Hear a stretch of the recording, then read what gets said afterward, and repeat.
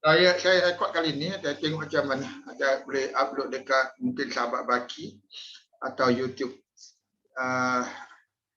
Okey, insya-Allah kita sambung pelajaran kita. Setelah kita belajar tentang frasa minggu lepas, itu mudhaf, mudhaf ilaih dan mausuf sifah. Kita masuk pada jumlah, dan lepas tu saya akan jelaskan lagi tentang nahwu.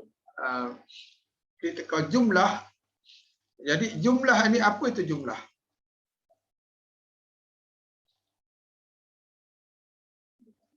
Okey.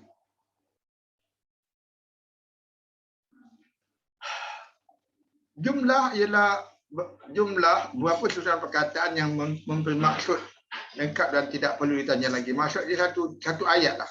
Pada bahasa Melayu ayat. Bahasa Inggeris sentence. Bahasa Arab jumlah. Cuma kadang terkeliru lah. Sebab dalam Al-Quran pun pakai ayat. Ayat dalam Al-Quran itu yang setiap beberapa perkataan tu ada tanda bulat dengan ada angka tu kan. Itu ayat lah. Tapi kadang satu ayat tu akan mengandungi beberapa jumlah. Kadang pula 2 atau 3 ayat baru jadi satu jumlah. Yang lengkap lah. Jadi itu yang kita perlu bezakan. Jadi kalau saya guna jumlah maksudnya sentence. Kalau ayat tu ayat Quran. Okey? Jadi itu maksudnya. Jadi ada 2 jenis jumlah sentence dalam bahasa Arab ni, iaitu jumlah ismiyah dengan jumlah fi'lah. Sama dia kalau kita belajar bahasa lain pun sama. Belajar bahasa Inggeris pun sama. Ada nominal sentence, verbal sentence. Sentence, dia ada verbal, dia ada tenses. Begitu juga bahasa Turki. Saya tengah belajar bahasa Turki sekarang dah berapa? Dah 10 minggu lah. Turki sengaja nak tahu apa pengaruh Al-Quran dalam bahasa Turki. Punya banyak juga perkataan-perkataan bahasa Turki itu yang sama dengan perkataan Arab. Jadi tidak terperanjat sebab kerana Turki cukup rapat dengan Islam seperti macam kita di Nusantara. Banyak perkataan-perkataan Arab tu ada dalam bahasa kita. Jadi sebenarnya nak faham Al-Quran ni kita kena cari persamaan dulu. Mana yang sama dengan bahasa kita itu senang ingat. Khususnya kalau kita tahu daripada dia punya perkataan dasar atau perkataan akar itu dengan 3 huruf itu, dan cuba bunyikan perkataan Melayu pada 3 huruf itu dan cuba kaitkan. Lama-lama kita biasa insya-Allah. Okey? Okey. Sekarang itu kita ada jumlah ismiyah dengan jumlah fi'lah. Dia ada jumlah ismiyah, perkara pertama ialah isim. Perkara isim maksud tiada perbuatan, tiada perkataan dalam ayat itu. Itu bagi jumlah ismiyah lah. Kalau dia ada perbuatan dan jumlah fi'liyah. Kalau itu, jadi itu kita nak bezakan. Cuma kadang-kadang biasa je, bukan kadang-kadang biasanya dia berangkai. Itu kadang-kadang kita keliru sikit. Berangkai sebab ada dalam jumlah ismiyah tu ada jumlah fi'liyah. Kadang jumlah fi'liyah dalam tu ada jumlah ismiyah. Jadi kita boleh bezakan.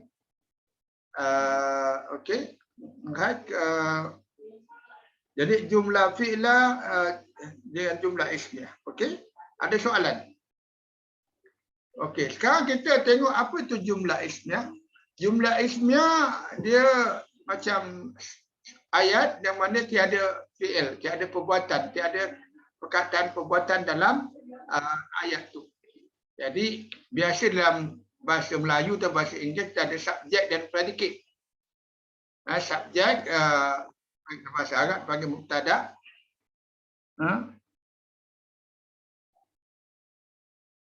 Okey, subjek adalah mubtada dan predikat khabar.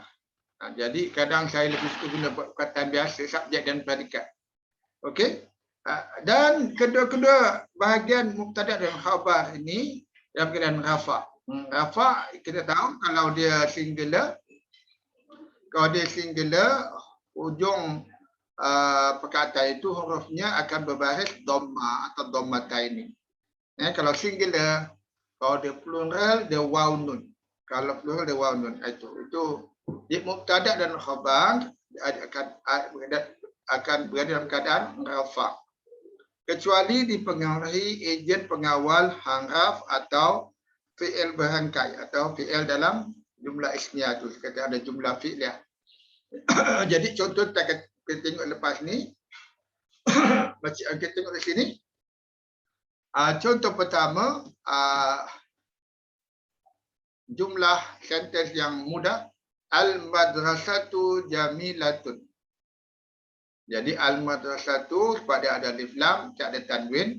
Jamilatun dia apa? Dia tak ada alif lam, dia ada tanwin lah domata ini. Dan dua-dua dalam keadaan rafa. Al-madrasatu sekolah itu.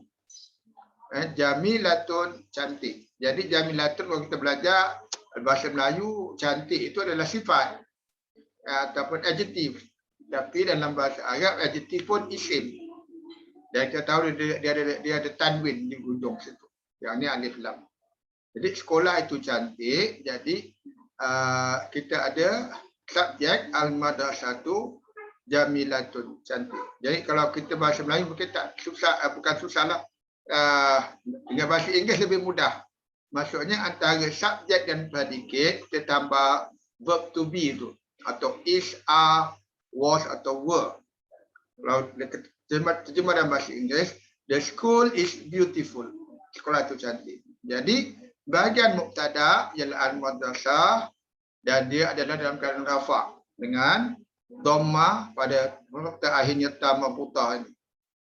Dan jamilatun pun dalam keadaan rafa, dia dalam bahagian predikat dan dia pun diwakili dengan dhammataini pada ta mabutah di sini. Okey, right? Contoh kedua, kita ada madrasatu Zaidin jamilatun. Jadi madrasatu Zaidin ini dua perkataan dalam bentuk frasa mudhaf ilaih atau MMI ya. Mudhaf ilaih di mana madrasatu walaupun tak ada alif lam, dia tak ada tanwin dan Zaidin dalam keadaan jar. Jadi dalam jar dengan kasrataini. Kasrataini. Jadi kita ada kasrataini di sini. Jadi madrasatul Zaidin, sekolah Zaid. Sekolah Zaid. Jadi madrasatu itu dalam keadaan rafa kerana dia di bahagian mubtada ataupun subjek dan Zaidin sebagai mudhaf ilaih berada dalam keadaan jar kerana dia dia dipengaruhi oleh mudhaf ilaih lah kerana dia mudhaf ilaih. Okey. Dan jamilatun dalam bab predikat pun sama, tak ada kesan, tak ada pengaruh lain kecuali dia adalah bahagian predikat. Bahagian subjek ni, madrasah tu bahagian subjek, dia tetap dia rafa dengan dhammah sebab dia tak ada alif lam dan bukan tak ada sebab dia mudhaf. Dia mudhaf, dia mudhaf, dia tak ada dhammah ini. Dan Zaidin walaupun dalam keadaan mubtada dia tidak rafa tapi dia jar kerana dia dalam bentuk yang lebih kecil ataupun pengaruh mudhaf lebih besar, lebih kuat. Okey, jadi dalam bentuk jumlah ciri yang lebih kecil itu lebih berpengaruh lah.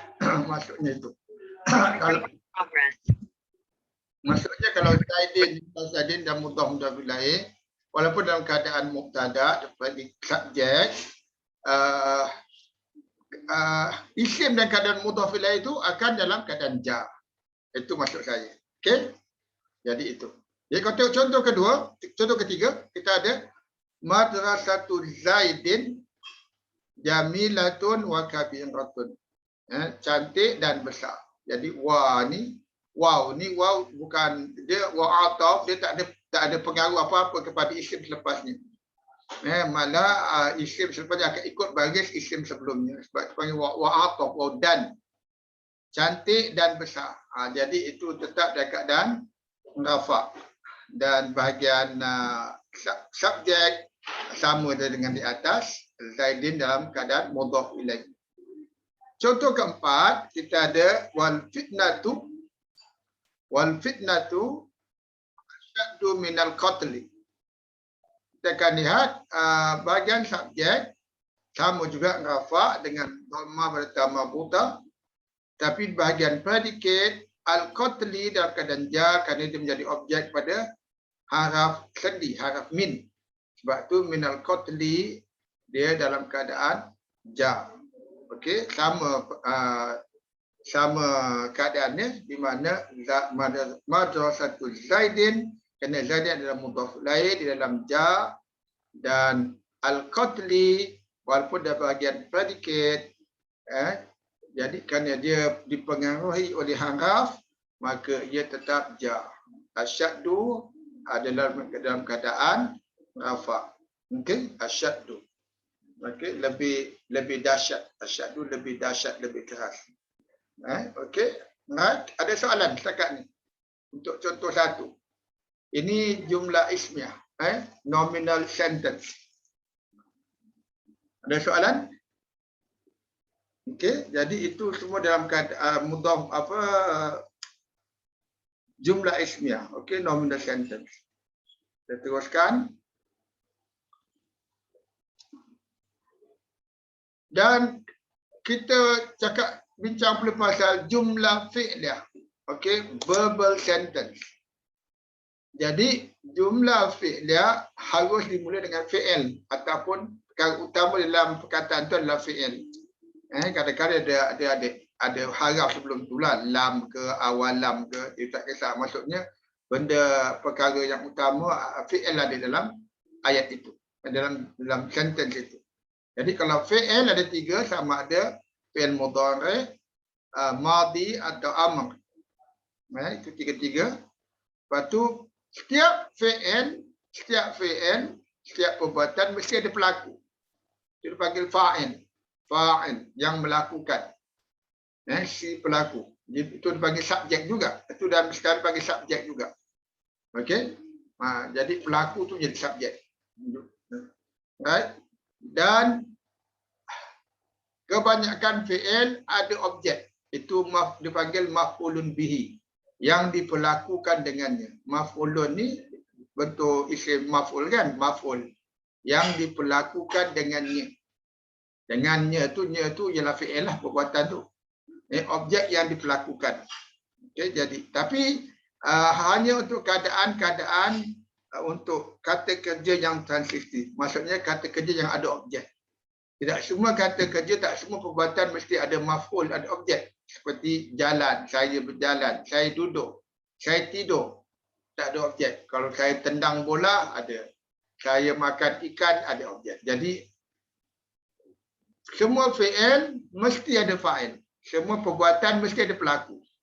Tapi tak semuanya ada maf'ulun bih, ada objek atau ada mangsanya. Okey? Jadi itu kita akan tengok nantilah. Okey? Ada soalan? Right? Okey, contoh. Kita ada daraba Zaidun amran. Jadi kalau dalam bahasa Melayu kita cakap saya pukul amran. Ataupun kucing makan ikan. Saya tendang bola, Ahmad tendang bola. Jadi kita tahu yang isim ataupun kata nama, kata benda kita sebut yang pertama tu dia punya, dan diikuti dengan perbuatan dengan satu objek. Maksud perbuatan itu, perkataan perbuatan itu berada di tengah-tengah. Yang datang sebelum perbuatan adalah dia punya subjek, pelaku. Yang selepasnya ialah objek, jadi mangsa. Bahasa Inggeris pun sama. He kicks the ball, the cat eats the fish, the cat eats the fish. Sama juga. Okay, right? So tetapi dalam bahasa Arab format yang rasmi ialah fi'il datang dulu.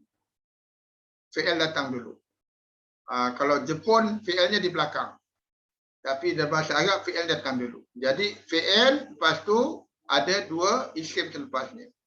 Macam daraba Zaidun Amran. Jadi macam nak tahu siapa pukul siapa. Daraba maksud telah pukul kan. Siapa pukul siapa? Zaid pukul Amran atau Amran pukul Zaid. Jadi dia boleh kadang-kadang dia akan ayat tu mangsa datang dulu, pelaku datang kemudian. Itu ada kita lihat nanti. Tapi dari segi biasanya pelaku datang dulu, mangsa datang kemudian. Tapi bagaimana nak bezakan? Kita tengok dia punya keadaan nahu dia. Keadaan nahu Zaid, kita tahu dia adalah rafa' dengan dhammatain. Ada rafa'. Rafa' maksud tinggi. Dia tinggi, dia lah pelaku kepada perbuatan darabah tu. Dan amran nasab. Penat jadi mangsa. Kan? Jadi amran tu dah kena nasab jadi dipanggil maf'ulun bihi, objeknya. Maksud yang dilakukan dengan perbuatan itu. Jadi kalau dalam hal ni kita ada daraba Zaidun Amran, terjemahan dia ialah Zaid telah pukul Amran. Jadi di sini kita telah belajar bahawa daraba ni ada huwa. Kan? Kalau dia daraba sahaja, kita akan terjemah sebagai dia telah pukul. Dia telah pukul. Dia sebenarnya telah pukul kan. Tapi kita ada Zaid sebagai pelaku. Jadi kalau kita nak terjemah, dia telah pukul, Zaid telah pukul Amran. Tidak fasih. Maksudnya ada perkara yang tak betul tu. Dua kali dia telah pukul. Jadi sebenarnya kalau kita ada fi'il dan kita ada fa'ilnya keluar, muncul. Masuk apa fa'il ni muncul. Kadang-kadang kita kalau tu cakap daraba Amran, itu dah jadi ayat yang lengkap. Daraba Amran. Maksud daraba tu dia seorang lelaki telah pukul Amran. Kita boleh terjemah dia telah pukul Amran. Kalau tak ada Zaid pun tengah-tengah. Itu lengkap. Tapi bila kita keluar Zaid di situ, Zaidun, iaitu isim dalam rafa', dia menjadi pelaku, maka daraba ni dikira tiada dhamir. Tiada fa'il dalam ni, dia kosong. Dia tak perlu terjemah dia dalam tu lagi. Just daraba aja. Telah pukul saja. Telah pukul. Jadi terjemahan dia Zaid telah pukul Amran. Itu bahasa sekarang. Kalau bahasa kitab kuning, dia akan terjemah word per word. Telah pukul Zaid akan Amran. Kalau kita terjemah gitu sekarang peliklah kan. Kalau zaman kalau kita belajar kitab kuning dulu memang tu dia terjemah word per word. Okey? Jadi Zaid telah pukul Amran. Jadi contoh kedua, kita ada Zaidun daraba Amran. Ini saya kata tadi. Zaid ini dia mula dengan jumlah ismiyah. Sebab dia Zaidun isim kan. Daraba Amran. Jadi ini jadi Zaidun jadi subjek. Predikat dia dalam bentuk jumlah. Maksud jumlah fi'liyah. Itu kau nak bagaimana nak pisahkan atau nak menilai atau menganalisis jumlah di bawah, sentence di bawah. Zaidun dia telah pukul Amran. Daraba Amran. Sebab lepas daraba tak ada isim dan rafa'. Kalau di atas selepas daraba ada isim dan rafa'. Maksud terjemah Zaid telah pukul Amran. Kita sebut nama fa'il dulu. Kita terjemah fa'il dulu. Zaid telah pukul Amran. Tapi di sini kerana tak ada isim dalam keadaan rafa' selepas daraba hanya Amran iaitu isim dalam keadaan nasab. Kita terjemah dia telah pukul Amran. Maksud dalam daraba tu kita terjemah dia, ada huwa. Dia telah pukul Amran. Jadi itu terjemahan dia Zaid, dia telah pukul Amran. Jadi di sini dipanggil dia punya dhamir atau pelaku dia mustatir. Itu pelaku dia tersembunyi dalam daraba. Tapi kita tahu bentuk daraba tu adalah bentuk huwa, sebab tu terjemah dia telah pukul amran. Okey, berbeza dengan di atas, kerana Zaid telah keluar sini, iaitu Zaid dalam keadaan amran, dalam keadaan rafa, ada muncul selepas fi'il, maka kita tak perlu terjemah huwa di dalam daraba. Kita sebut Zaid telah pukul amran. Itu maksud saya. Ada soalan? Okey, jadi setiap fi'il mesti ada dhamir di dalamnya. Dhamir itu pelakunya lah. Atau diikuti isim dan keadaan rafa yang menjadi fa'il. Jadi sama ada dhamir itu fa'il atau isim dan keadaan rafa yang datang selepasnya menjadi fa'il. Itu keadaan. Okey, jadi kita panggil Zaidun ini dalam keadaan rafa dipanggil rafa sebagai subjek atau pelaku kepada perbuatan, amran dan keadaan nasab menjadi maf'ulun bihi atau objek kepada perbuatan. Okey? Right? Ini kita belajar setakat ni untuk isim singular. Sekarang kita tengok keadaan-keadaan di mana keadaan nahu untuk isim. Jadi jadual perubahan isim dalam keadaan rafa, nasab dan jazab. Dalam ja. Okey, kalau kita ambil contoh yang ni, kita ada masculine dan feminine. Masculine ada untuk single, dual dan plural. Sama dengan feminine, single, dual dan plural. Jadi contoh dia, kalau dia rafa masuk jadi subjek, bentuk dia akan dengan dhammatain, fa'ilun, dhammatain. Isim dalam keadaan rafa dia boleh jadi subjek sama dalam jumlah ismiyah atau jumlah fi'lah. Dalam jumlah ayat fi'il atau ayat isim. Dan juga dia boleh jadi di bahagian predikat, subjek dan predikat. Okey, itu. Jadi dia panggil, kalau rafa dia fa'ilun dengan dhammatain. Kalau dia dual, fa'ilani. Tapi dual tak payah sangat, tak banyak. Dia ada tapi tak banyak. Kita ambil fa'ilun dengan fa'iluna, ada waw nun. Jadi macam muslimun, muslimuna. Kafirun, kafiruna. Itu maksudnya. Itu untuk isim dan rafa. Untuk singular dan plural. Okey. Kalau dia nasab, dia jadi maf'ulun bihi atau jadi objek kepada haraf nasab. Seperti an, walakin, inna. Okey, itu dia nasab. Jadi dia hujungnya adalah dalam keadaan fathatain, fa'ilan, nasab, fa'ilan. Okey, fa'ilan. Kalau dia dual, fa'ilaini, fa'ilaini, jadi alif tukar jadi ya. Dan kalau dia plural, fa'ilina, waw tukar jadi ya. Jadi fa'ilina. Jadi perhatikan, nasab untuk plural bukan tengok kepada huruf terakhir. Itu nun fathah. Sedangkan untuk rafa pun nun fathah. Kan? Jadi bukan, jangan tengok huruf terakhir fa'iluna, fa'ilina, ini nasab, ini pun nasab, bukan. Kita tengok huruf yang sebelum itu. Waw tukar pada ya. Fa'iluna, fa'ilina. Untuk nasab. Kalau untuk ja, untuk singular, dia akan kasratani. Fa'ilin. Fa'ilin. Maksudnya. Okey. Dan untuk dual, fa'ilaini. Sama dengan untuk plural, fa'ilina. Fa'ilina. Okey, fa'ilina. Bermaksud, kalau tengok untuk plural, keadaan nasab dan ja. Untuk isim plural sama.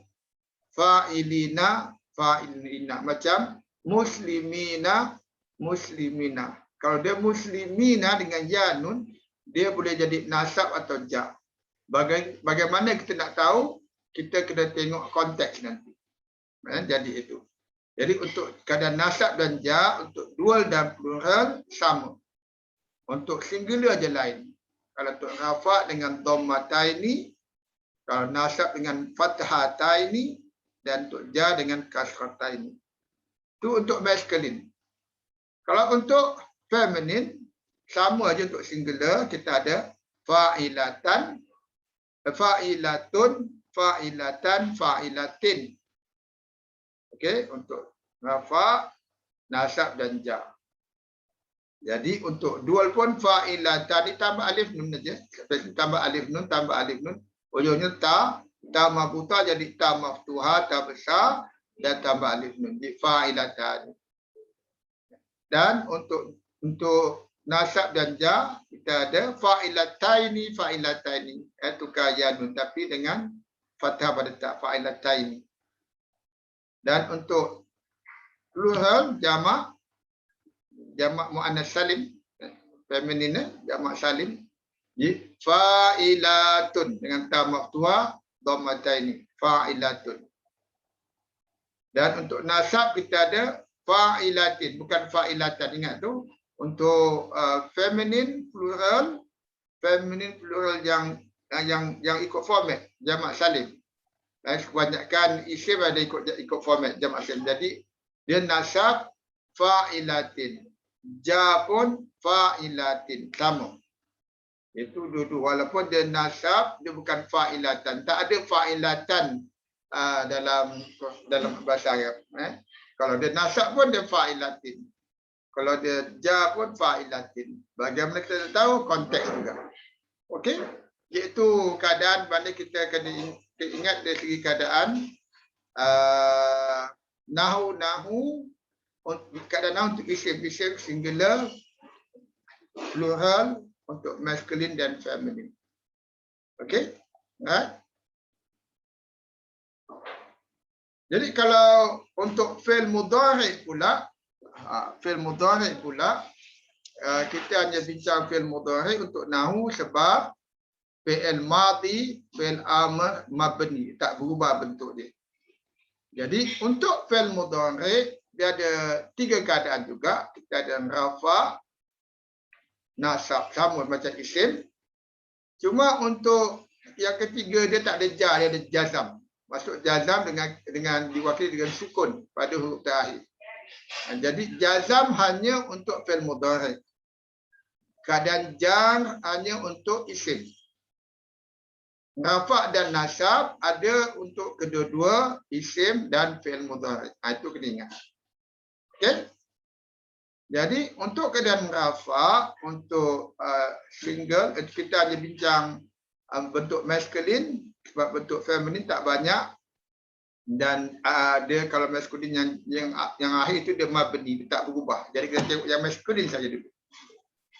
Nanti dah biasa dengan masculine, kita akan kenal yang feminin insya-Allah. Okey, jadi untuk masculine kita yaf'alu. Ini yaf'alu, dia sedang atau akan lakukan. Yaf'alu. Dia kalau rafa dia dengan dhammah. Untuk singular. Kalau dia nasab dengan fathah yaf'ala. Okey. Lepas tu kita ada untuk jazam yaf'al. Lam atau dhammah jadi sukun untuk jazam. Okey. Lepas tu untuk dual yaf'alani. Lebih kurang macam isim tadi kan, yaf'al tambah alif nun. Sebab tu fi'il mudhari' dikata mudhari' itu maksudnya yang menyerupai. Sebab fi'il mudhari' menyerupai isim. Kerana nahu dia berubah. Yaf'ilan. Dan kalau nasab nun dia hilang. Yaf'ala. Itu beza sikitlah dengan isim. Kalau isim yaf'ilaini kan, kalau isim. Tapi kalau ni sudah ada ya di depan masuk fi'il mudhari', daripada yaf'ala ni jadi yaf'ala. Untuk jazam pun yaf'ala untuk dua. Jadi sama. Jadi untuk plural yaf'aluna, itu rafa. Yaf'aluna. Kalau ada waw nun tu untuk fi'il yaf'aluna. Rafa. Kalau untuk nasab dan jazam yaf'alu, mana nun diganti dengan alif. Nun diganti dengan alif. Jadi itu. Okey, nun ganti dengan alif. Jadi walaupun untuk nasab dan jazam sama je bentuk dia, sama macam isim juga tadi. Untuk dual dan plural sama bentuknya untuk yang bukan rafa. Untuk yang bukan rafa. Rafa aja rafa aja beza sedikit. Untuk nasab dan jazam bentuknya sama untuk plural. Singular aja berbeza. Okey. Singular untuk nasab yaf'ala, untuk jazam yaf'al dengan sukun. Tetapi untuk plural yaf'alu sama. Nun diganti dengan alif. Lihat di bawah, feminine plural ialah mabni, iaitu yaf'alna taf'alna, tak berubah. Okey. Itu kita akan contohnya gini-gini, contohnya kita lihat yaf'alu tambah lan. Lan ialah haraf nasab. Lan ialah haraf nasab. Lan maksudnya tidak sekali-sekali. Tidak sekali-kali. Jadi asalnya yaf'alu tambah dengan lan haraf nasab. Jadi tulisan berubah jadi lan yaf'ala. Ini dhamma kepada lam ditukar kepada fathah. Untuk fi'il mudhari'. Lan yaf'ala ni tambah lan. Jadi lan yaf'ala. Nun hilang. Kalau yaf'aluna untuk plural, ini untuk ini dual.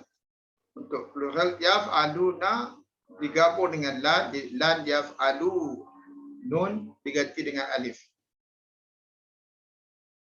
Kalau taf'alu tambah lan taf'ala. Dhamma juga kepada fathah. Taf'alani tambah lan, jadi lan taf'ala, dhamma hilang, nun hilang. Untuk dual. Dan kalau untuk feminine yaf'alna tambah lan sama aja, lan yaf'alna. Sebab feminine plural adalah mabni. Okey?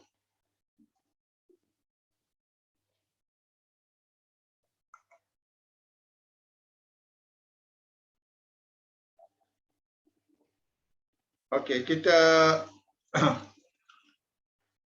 berlatih yang ni untuk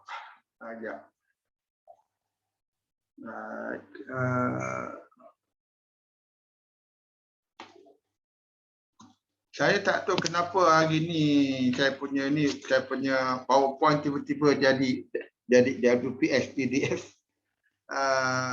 Padahal saya tak ada buat apa-apa. Sebab tu nak besarkan tu.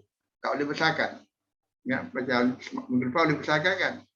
Tak tahu hari ni saya load dia jadi PDF. Kadang-kadang kita balik, kita tak ada kacau apa-apa pun.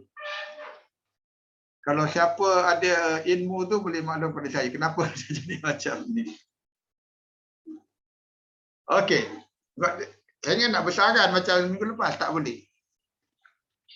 Okey, kita tengok sini. Okey, kita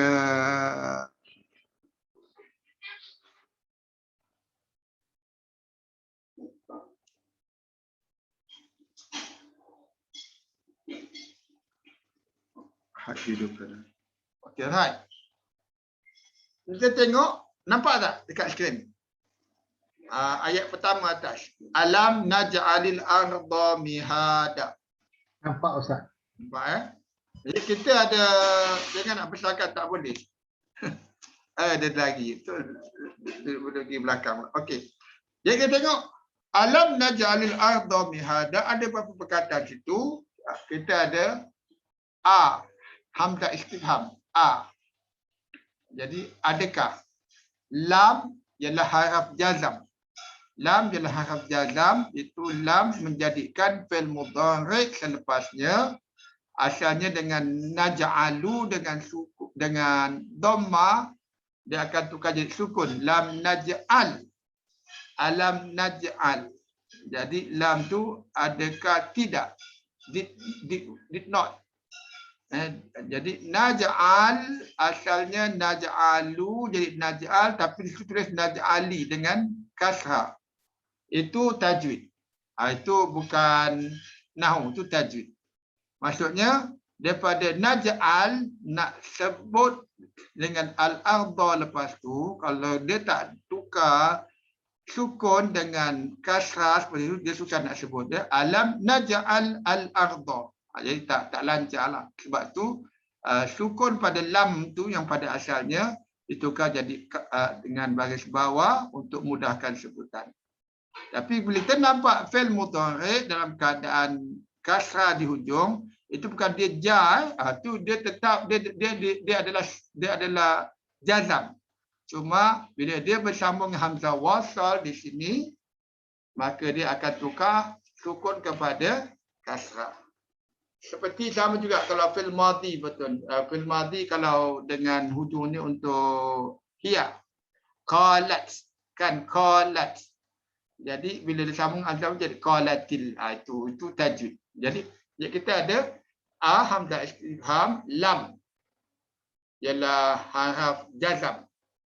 Naj'al ialah fi'il mudhari', nun di depan. Jadi pelaku dia kita ada nahnu. Nun di depan nahnu, kami.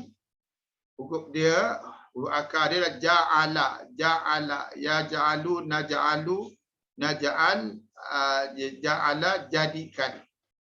Jadikan. Jadi naj'al dia fi'il mudhari'. Jadi adakah kami jadikan? Okey, tetapi bila lam ni kata minggu lepas dia did not. Did not. Did we not? Kalau terjemah did we not. Adakah tidak kami? Kami telah. Dia past tense. Adakah tidak kami telah? Okey, kita al-ardha bumi. Alif al-ardha, huruf hujung dia dha, baris dia adalah fathah. Jadi dahulu dia adalah nasab. Sebab dia dengan fathah. Lepas tu mahdan, maksudnya hamparan, macam hamparan. Dia pun dalam keadaan nasab. Sebab dal itu berbaris fathataini. Baris atas dua. Jadi dalam ayat ni kita ada satu perbuatan dengan pelaku dia ialah kami. Sebab tak ada isim selepas tu dalam keadaan rafa'. Al-ardha datang selepas tu ada dalam keadaan nasab, mahdan dalam keadaan nasab. Yang al-ardha dan mahdan menjadi maf'ulun bihi. Objek, mangsa kepada perbuatan ja'ala. Siapa pelaku ja'ala? Nahnu, kami. Jadi terjemahan dia ialah adakah tidak kami telah jadikan, atau adakah tidak kami jadikan bumi hamparan. Itu bumi hamparan. Okey, atau bumi sebagai hamparan. Itu terjemahan dia. Jadi adakah tidak kami jadi bumi hamparan. Okey? Faham? Ada soalan? Faham ayat ni? Bagaimana saya terjemahkan tadi? Okey?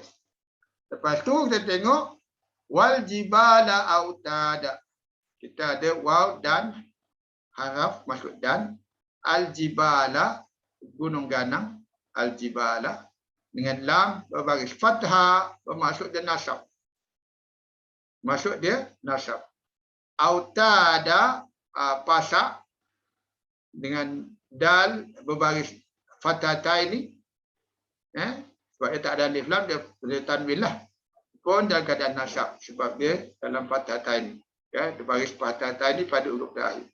Jadi al-jibala autada, dia kenapa dia nasab? Tak ada fi'il sebelum dia. Tiba-tiba jadi nasab.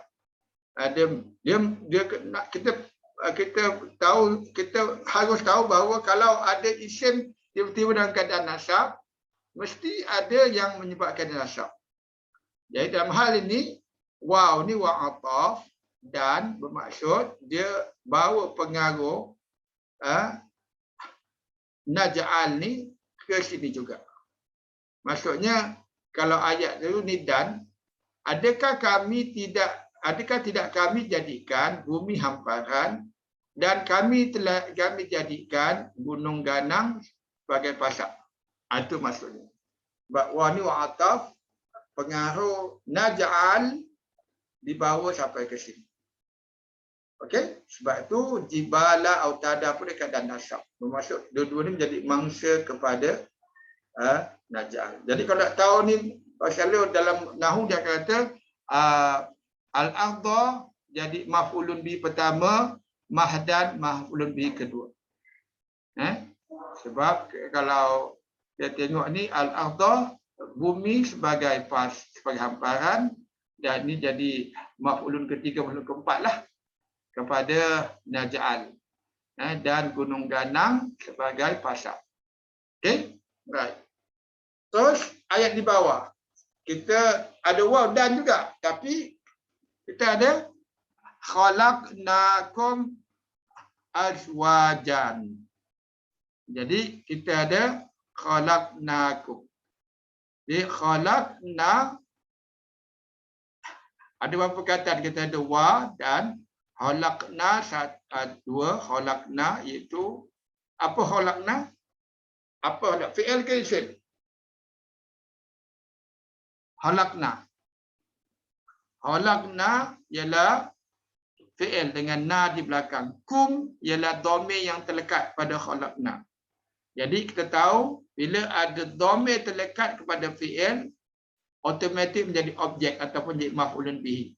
Kalau dhamir lekat kepada isim, automatik mudhaf mudhaf ilaih. Mudhaf mudhaf ilaih. Tapi bila ada dhamir lekat pada fi'il, automatik jadi maf'ulun bihi. Okey, kita ada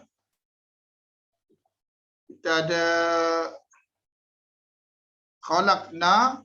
Jadi huruf akar ada khalaqa, makhluk, khalaqa, telah mencipta. Na kami. Jadi di fi'il madhi, na-nya di belakang.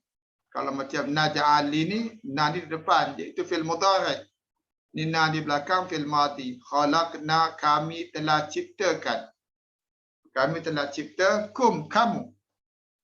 Kami telah cipta kamu. Khalaqnakum. Azwajan. Pasangan. Kalau kita ciptakan untuk kamu, kami telah cipta kamu berpasang-pasang. Keadaan berpasang-pasang. Wa khalaqnakum azwajan. Okey. Ada soalan setakat ni? Okey, ayat keempat, wa ja'alna naumakum subata. Wa ja'alna naumakum subata. Boleh saya minta buka X? Cari surah An-Naba. An-Naba adalah surah yang ke 78. Jadi buka pada X.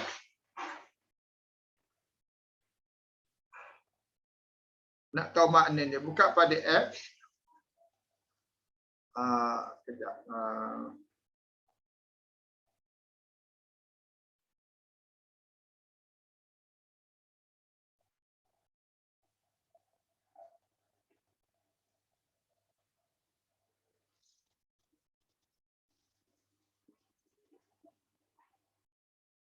Boleh buka X.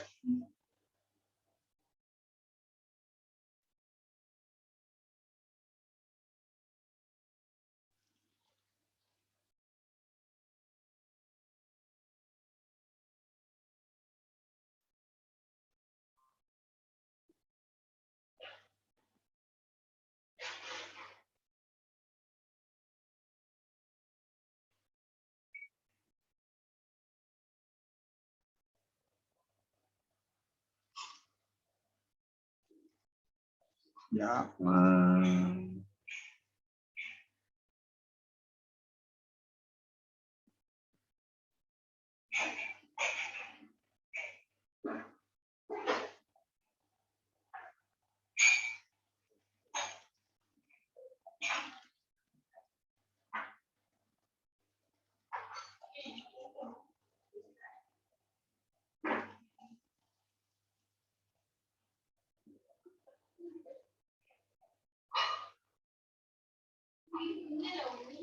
Okey. Kita share screen. Okey, nampak screen? Nampak screen tu. Jadi kita tekan kepada lambang search tu, magnifying glass tu. Tekan dekat atas tu, maaf. Tekan ke atas tu. Masukkan 78. kolon. Ini ayat 4. Berapa tu ayat tak ingat. Sekejap. Okey, ayat 8 pun. Saya pun tak ingat. Dia search. Okey. Wa halaqnaka azwaja. Jadi ini dia dah terjemah. Kalau kita nak kita boleh tekan kat surah view. Nak tengok surah dia. Surah view dah akan pergi surah view. Okey, kita tengok situ kita ada ni. Okey. Wal jibala autada wa khalaqnakum azwaja wa ja'alna naumakum. Jadi kau nak tahu apa makna ja'alna? Makna ja'alna, kita tekan pada ja'alna.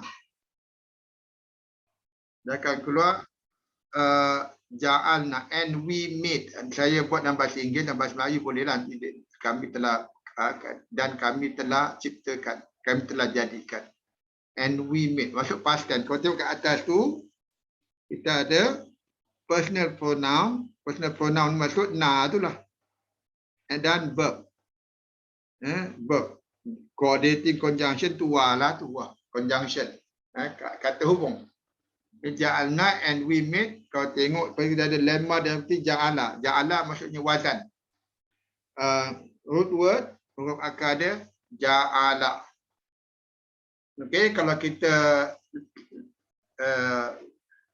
klik for more, kita akan nampak di situ kita ada perfect tense ja'ala. Itu untuk huwa lah. Tapi bentuk kalau ada na di belakang ja'alna itu jadi kami nahnu, tapi yang ditunjuk semua untuk huwa. Okey, kita ada ja'ala untuk dia punya fi'il madhi. Fi'il mudhari dia yaj'alu.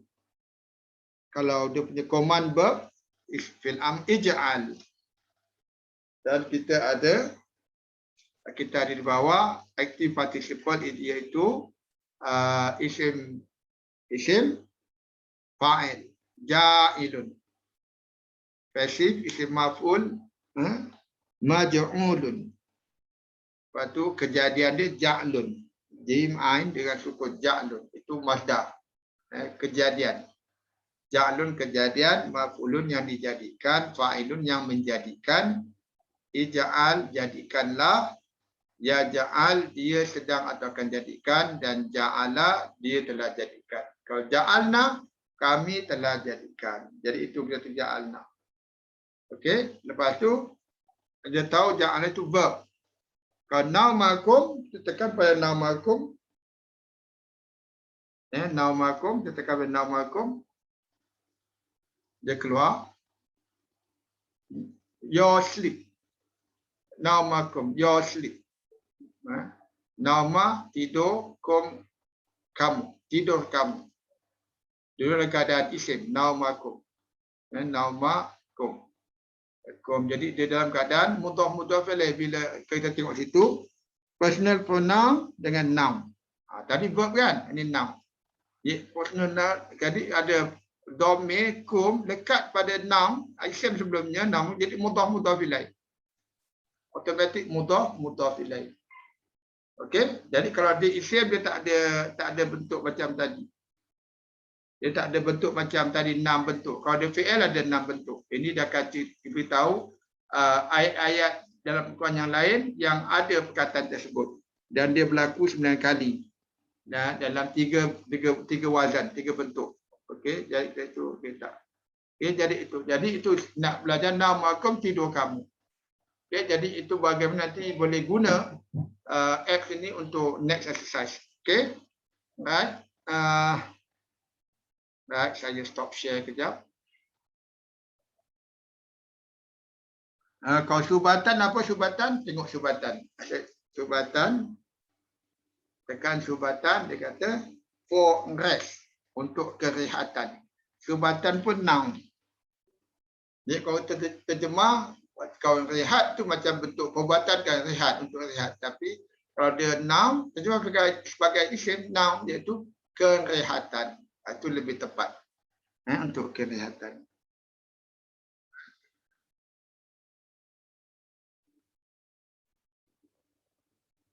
Okey, right? Jadi itu. Jadi saya stop share ni.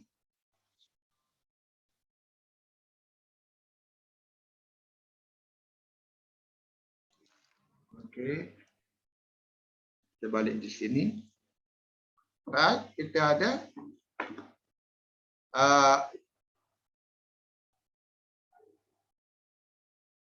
waja'alna naumakum subatan. Waja'alna naumakum subatan. Jadi ja'alna. Ja'alna kami telah jadikan. Ya, kau ni ya naj'al. Ini fi'il mudhari' naj'al. Kau ja'alna fi'il madhi, nun di belakang kan. Jadi kami telah jadikan naumakum tidur kamu. Subatan, kerehatan. Subatan kan tadi. Nauma menjadi maf'ul sebab tu dia dalam keadaan dalam keadaan nasab dengan fathah pada mim. Subatan pun adalah maf'ul, dia dalam keadaan nasab dengan ta berbaris fathah ta ini, subatan. Okey, subatan. Naumakum, kum itu menjadi mudhaf ilaih. Kum di sini, apa beza keadaan kum dengan keadaan kum di sini?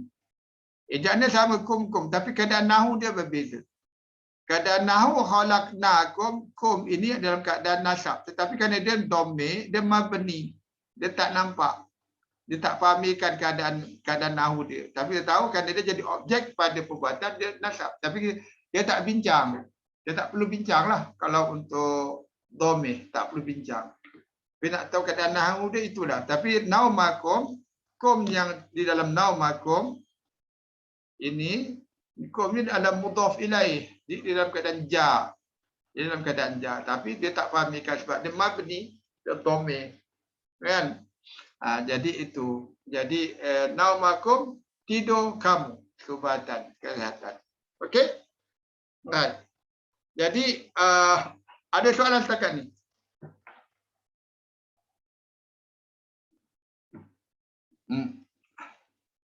Tak ada soalan? Okey, jadi tugas tuan-tuan guna apps untuk ayat kedua ni bawah, iaitu Al-Baqarah 197. Jadi tulis buat macam tadi, tekan yang pada ikon search tadi, buat 2:197, tekan kepada search. Lepas tu nampak kat skrin dia akan word per word biasanya. Tekan surah view. Surah view nampaklah ayat tu. Dan cari makna setiap perkataan itu dan nanti boleh kita sama-sama belajar terjemah. Okey, jadi kita rehat dulu, sebentar rehat, buat guna apps dan terjemahkan ayat ini. Kata demi perkataan cuba tengok. Dia isim ke, dia verb ke, nanti nahu dia kita bincang. Okey? Sekarang kita rehat 9.30, 9.25. Kita jumpa lagi 9.40. InsyaAllah. Okey? Okay, Assalamualaikum. Saya Waalaikumsalam. Stop recording dulu. Panjang sangat.